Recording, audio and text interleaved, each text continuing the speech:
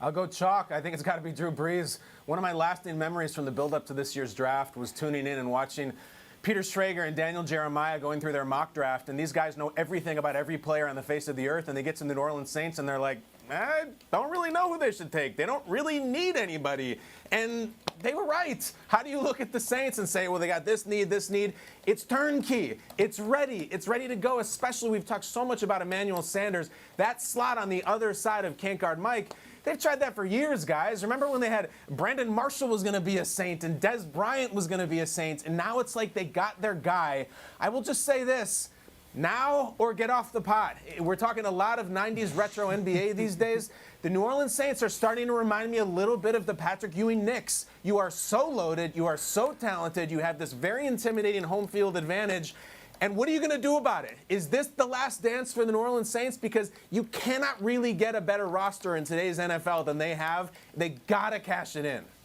Does that make Cam Jordan, Xavier McDaniel, or Derek Harper? Who is he, Kyle? What's the comparison there? Yes.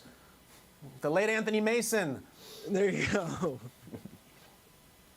Yeah, Kyle, I feel you on that, but it seems like every single playoff run, they end up fading away on the layup when they should have dunked it. Patrick Ewing should have dunked the ball. All right, here we go. For me, the finger roll. Why do you finger roll it? I'm going with Tom Brady. You know, you said it's chalk, given the Drew Brees answer. The chalk answer is Tom Brady, man. Like, he has everything that he needs. He has a couple of good wide receivers. They're tall, they're strong, they're two of the best in the league. He has this boy coming out of retirement, Gronk, the best tight end of all time. When you look at his numbers statistically, he has a coach who is literally going to let him let it fly. I mean, Tom Brady, he's been in this long relationship, almost 20 years with the New England Patriots, and then all of a sudden he has freedom.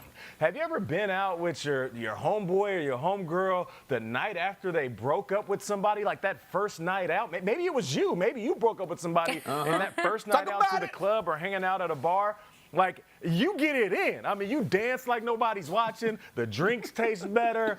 Every person looks better. Even the weather is better. Yeah. And I feel like that's what it's like with Tom Brady. And speaking of the weather, it's Tampa Bay. It's warm weather. Tom has been playing up in the cold for so long, he forgets what it's like to wake up every day and your body feels, you know how old people love weather? Old people love weather. And Tom Brady, he's an older quarterback. I'm just saying, the answer is Tom Brady.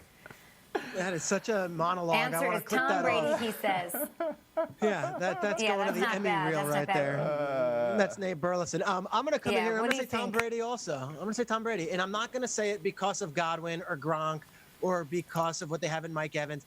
I think what the Buccaneers did before they even signed Brady was monumental. What'd they do? Well, they went out and they re-signed Jason Pierre-Paul when other teams were coming. They re-signed Ndamukong Suh, who made a lot of sense last year.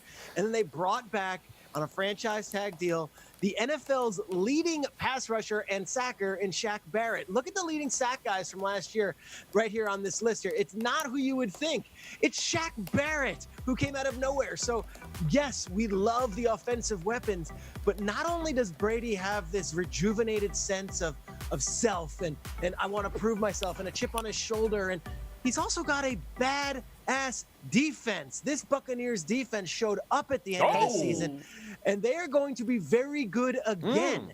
I'm telling you, the Saints, I love what they bring, and I love, obviously, Drew Brees coming back for another year. But if there were even rumors of retirement, it means that there were some thoughts about the next step. Brady, he's all in, and that defense has his back, the most underrated unit of this NFL offseason.